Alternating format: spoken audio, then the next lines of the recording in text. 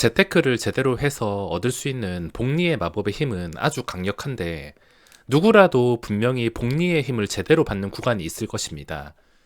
제가 복리의 힘을 받았던 구간이 500만 원으로 1억, 20배를 만들 때 복리의 힘을 제대로 받았습니다.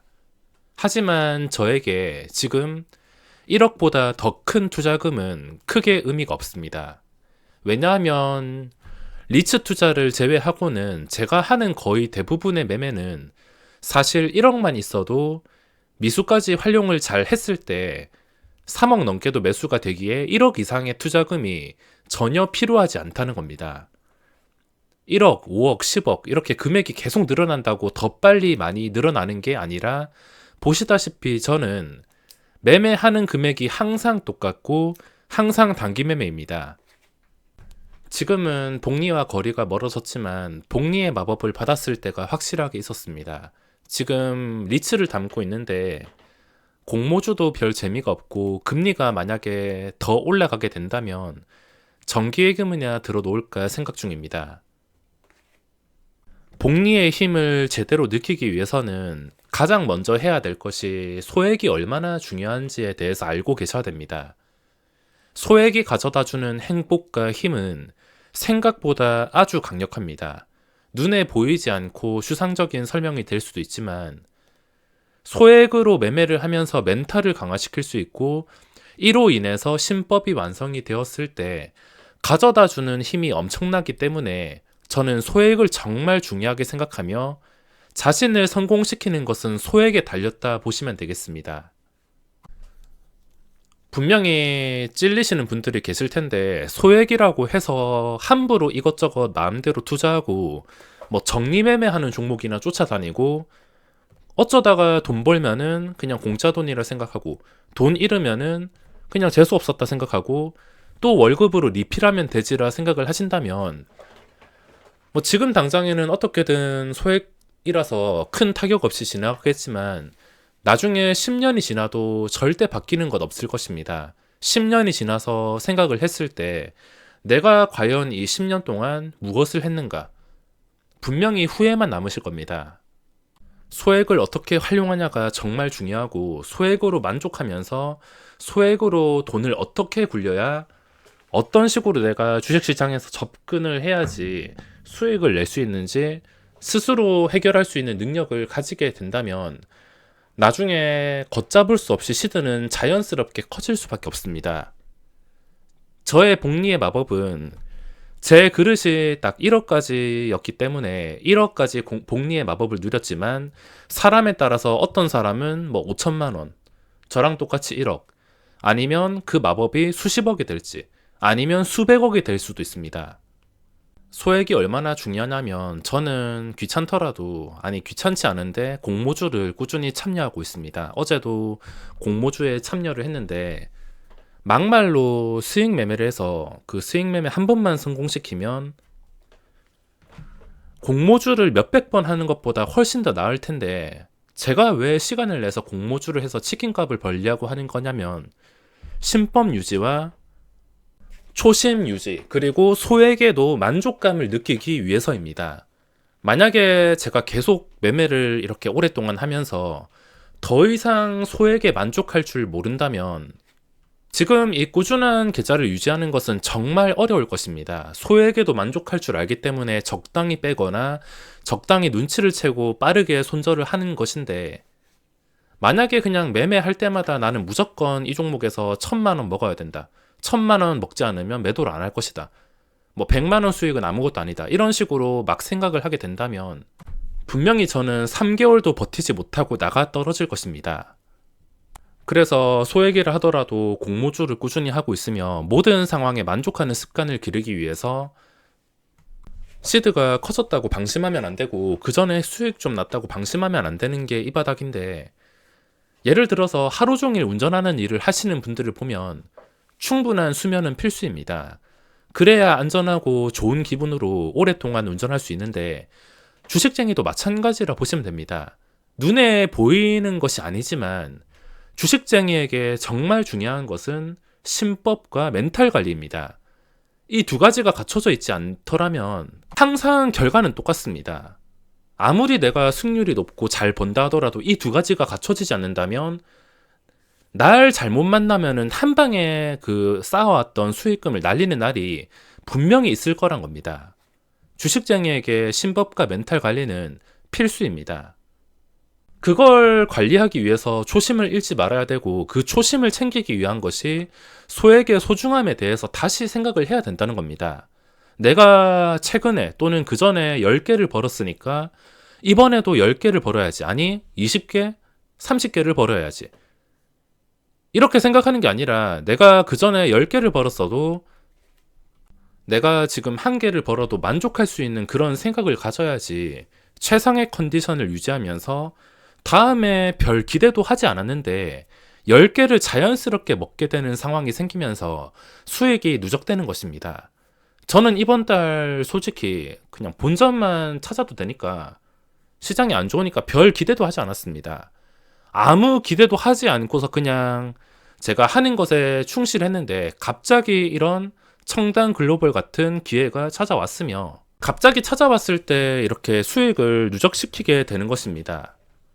그러기 위해서는 항상 최상의 컨디션을 유지해야 되고 그걸 유지시킬 수 있는 게 신법과 멘탈 관리. 이 모든 것들은 소액을 소중하게 안다면 충분히 관리를 할 수가 있습니다. 주식시장에서 흔히 들을 수 있는 말이 있는데 100만 원으로 200만 원을 만들지 못한다면 투자금을 늘리지 마라. 이 말은 맞는 말이라 생각합니다. 투자금을 늘려서 운 좋게 먹어도 100만 원으로 200만 원을 만들 줄 모른다면 어차피 시간이 지나가지고 시장에 다시 토할 수밖에 없습니다. 액수가 아닌 좋은 마인드와 신법을 유지하게 도와주는 소액의 힘은 정말 강력합니다. 당장 돈을 버는 게 중요한 게 아니라 스트레스 안 받고 머릿속엔 항상 긍정적인 생각을 가지려고 노력을 한다면 내가 원하지 않아도 기회는 찾아올 수밖에 없습니다.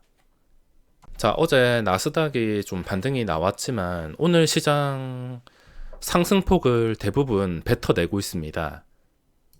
지수가 요즘에 드는 생각이 뭐냐면 다들 똑같은 생각이 있을 텐데 뭐 한 번, 두 번 반등한다 하더라도 그게 제대로 된 반등이 아니라 오히려 번지대를 만드는 느낌을 받을 수밖에 없습니다.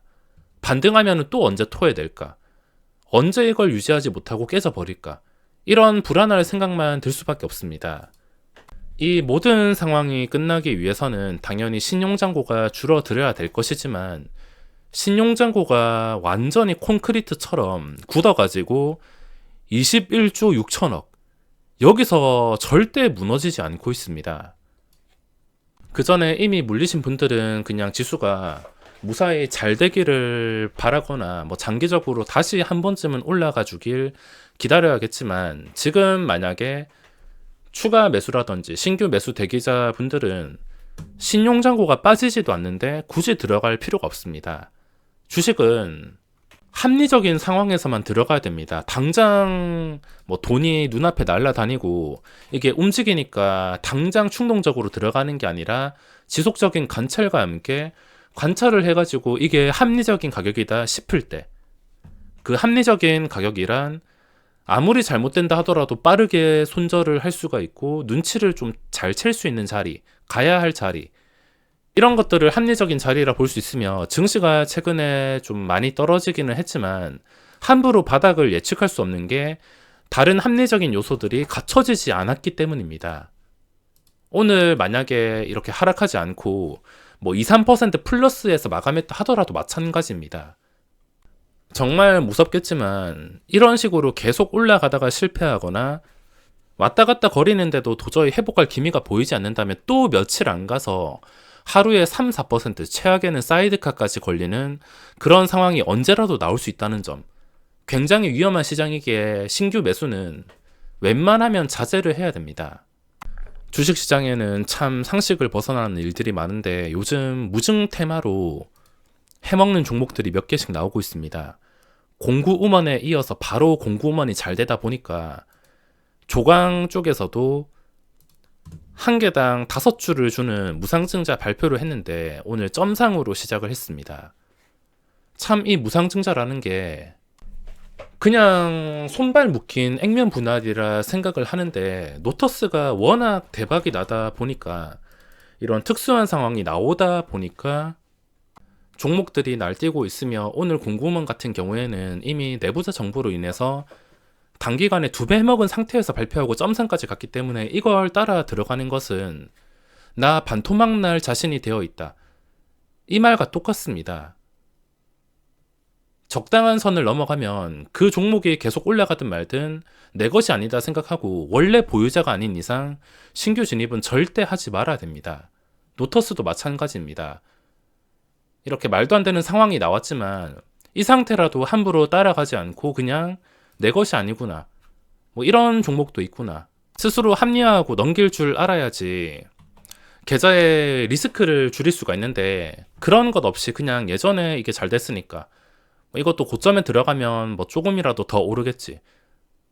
그런 생각을 가지고 들어갔다가 갑자기 뒤통수를 치는 게 주식시장이기에 합리적인 가격이 아니라면 절대 들어갈 필요가 없으며 지금 증시도 마찬가지입니다. 뭐 따로 분석할 종목도 없고 오늘 가온칩스 같은 경우에도 신규주 중에서 또 신고가와 거래량을 발생시키고 있는데 저는 이 종목을 매매하지 않았습니다. 너무 뜬금없는 각도에서 한 방에 올라왔기 때문에 내가 원하는 각도가 아니구나. 내 것과 거리가 멀구나 생각하고 매매는 하지 않았습니다. 그리고 요즘에 무조건 걸려야 될 상황이 있다면 JP 모간과 함께 단주 장난이 나온다. 그럼 그날은 계속 올라가는 것보다 장난 나오고 나서 떨어뜨릴 확률이 굉장히 높은 것 같습니다. 제가 최근에도 이런 상황 때문에 당한 적이 있는데 JP 모간이 고점을 만들면서 뭐 거기까지는 좋습니다. 얘들이 고점 만들고 가끔씩 끝까지 올려주는 상황이 있어서 거기까지는 좋은데 고점을 만들었는데도 끝까지 올리기에 바쁜 게 아니라 단주까지 섞어가면서 장난을 쳐버린다. 그러면 항상 끝이 좋지 않았습니다. 지난번에 제대로 당했던 기억이 있어서 함부로 들어가지는 못했습니다. 지금 시장은 하루 이틀 상승 하락 따라잡으려고 굳이 뭘 하려는 것보다 멘탈 관리에만 신경 쓰시길 바라며 오늘 영상은 여기서 마무리하겠습니다.